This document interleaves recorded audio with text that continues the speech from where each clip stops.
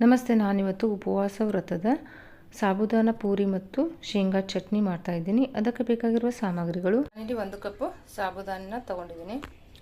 ಆಲೂಗಡ್ಡೆ, ಜೀರಿಗೆ, ಹಸಿ ಶುಂಠಿ, ಹಸಿ ಮೆಣಸಿನಕಾಯಿ, ಉಪ್ಪು, ಶೇಂಗಾ, ಹಸಿ ಮೆಣಸಿನಕಾಯಿ, ಶುಂಠಿ, ಸ್ವಲ್ಪ ಕೊತ್ತಂಬರಿ ಸೊಪ್ಪನ್ನ ತೊಗೊಂಬಿಡಿ. ಈಗ ಕಡಾಯಿ ಕಾದಿದೆ. ಈಗ 1 ಕಪ್ ಸಾಬುದಾನ ಇರ್ತದಲ್ಲ, ಹಾಕೊಂಡ್ಬಿಡೋಣ. ಮೇಲೆ ನಾವು ಸ್ವಲ್ಪ ಅರ್ಧ ಕಪ್ಪು ತೊಗೊಂಡ್ಬಿಡ್ತೀನಿ. ಪೂರಿಗೆ ಹಚ್ಚಲಿಕ್ಕೆ ನಾವು ಎಷ್ಟು ಸಾಬುದಾನಿ ತೊಗೊಂಡಿರ್ತೀವೋ ಅಷ್ಟು ಆಲೂಗಡ್ಡೆ ತೊಗೋಬೇಕಾಗುತ್ತೆ. ಈಗ ಇದನ್ನ ಫ್ರೈ ಮಾಡ್ಕೊಳ್ಳೋಣ. ಸಾಬುದಾನ ಎಲ್ಲ ಚೆನ್ನಾಗಿ ಫ್ರೈ ಮಾಡ್ಕೊಂಡ್ಬಿಡಿ. ಈಗ ಮಹಾನವಮಿಗೆಲ್ಲ ನಾವು 9 ದಿನ ದೀಪ ಹಾಕಿ ಉಪವಾಸ ಮಾಡಿರ್ತೀವಲ್ಲ, ಆವಾಗ ಇದನ್ನ ನೀವು ಟ್ರೈ ಮಾಡಿ. ಸಾಬುದಾನ ಎಲ್ಲಿ ತನಕ ಫ್ರೈ ಮಾಡ್ಕೋಬೇಕಂದ್ರೆ ಇದು ಸ್ವಲ್ಪ ಅರಳಿದ ಥರ ಕಾಣಿಸುತ್ತೆ, ಅಲ್ಲಿ ತನಕ ನೀವು ಫ್ರೈ ಮಾಡ್ಕೊಂಬಿಡಿ. ಈಗ ಇದು ಫ್ರೈ ಆಗಿದೆ. ಈಗ ಇದನ್ನು ನಾನು ತಕ್ಕೊಂಡ್ಬಿಡ್ತೀನಿ. ಇದು ಪೂರ್ತಿ ತಣ್ಣಗಾದ್ಮೇಲೆ ಮಿಕ್ಸಿ ಮಾಡ್ಕೋಬೇಕಾಗುತ್ತೆ, ಇಲ್ಲಾಂದರೆ ಹಿಟ್ಟು ಮಿಕ್ಸಿಗೆಲ್ಲ ಅಂಟ್ಕೊಂಡ್ಬಿಡುತ್ತೆ. ಈಗ ಇದು ತಣ್ಣಗಾಗಿದೆ. ಈಗ ಮಿಕ್ಸರ್ ಮಾಡ್ಕೊಳ್ಳೋಣ. ಇದನ್ನು ನೀವು ಪೂರ್ತಿಯಾಗಿ ಪೌಡರ್ ಮಾಡ್ಕೋಬೇಕಾಗುತ್ತೆ. ನೋಡಿ, ಈಗ ಇದು ಪೌಡರ್ ಆಗಿದೆ. ಸಾಬುದಾನ ನಾನು ಹಚ್ಚಲಿಕ್ಕೆ ಅಂತ ಎಕ್ಸ್ಟ್ರಾ ಅರ್ಧ ಕಪ್ ತೊಗೊಂಡಿದ್ದೆ. ಈಗ ನಾನು 1 ಕಪ್ ಮಾತ್ರ ಪೂರಿ ಮಾಡ್ತಾ ಇದ್ದೀನಲ್ಲ, ಈಗ ಅಳತೆ ಮಾಡಿಕೊಂಡು 1 ಕಪ್ ತಕ್ಕೊಂಡ್ಬಿಡ್ತೀನಿ.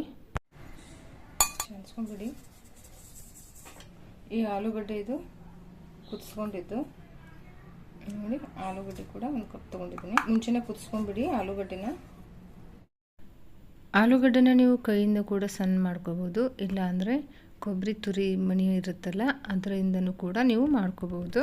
ಆಲೂಗಡ್ಡೆ ಪುಡಿ ಮಾಡ್ಕೊಂಡ್ಮೇಲೆ ನೀವು ಇದಕ್ಕೆ ರುಚಿಗೆ ತಕ್ಕಷ್ಟು ಉಪ್ಪನ್ನು ಹಾಕ್ಕೊಂಬಿಡಿ. ಅಂದರೆ ನೀವು ಉಪವಾಸಕ್ಕೆ ಹಾಕಿರ್ತೀವಲ್ವ, ಸೈದರ್ಲಾನಿ ಉಪ್ಪು ಅಂತ ಹೇಳ್ತಾರಲ್ಲ, ಅದನ್ನು ಹಾಕ್ಕೊಳ್ಳಿ. ಸ್ವಲ್ಪ ಜೀರಿಗೆ, ಸ್ವಲ್ಪ ಹಸಿ ಮೆಣಸಿನಕಾಯಿ ಹಾಕೊಂಬಿಡಿ. ಹಸಿ ಮೆಣಸಿನಕಾಯಿ ನೀವು ಸಣ್ಣಗೆ ಕಟ್ ಮಾಡಿ ಹಾಕೊಂಬಿಡಿ.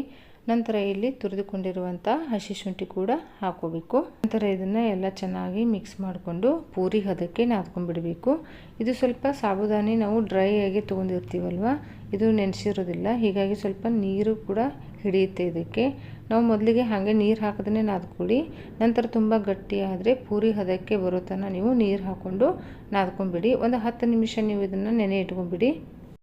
ಹಿಟ್ಟು ನೆನೆಯಷ್ಟರಲ್ಲಿ ನಾನು ಪೂರಿ ಜೊತೆಗೆ ಒಂದು ಚಟ್ನಿನ ಮಾಡ್ಕೊಂಡ್ಬಿಡ್ತೀನಿ, ಶೇಂಗಾ ಚಟ್ನಿನ ಇದನ್ನು ಉಪವಾಸಕ್ಕೆ ಮಾಡ್ಕೋಬೋದು ನೀವು.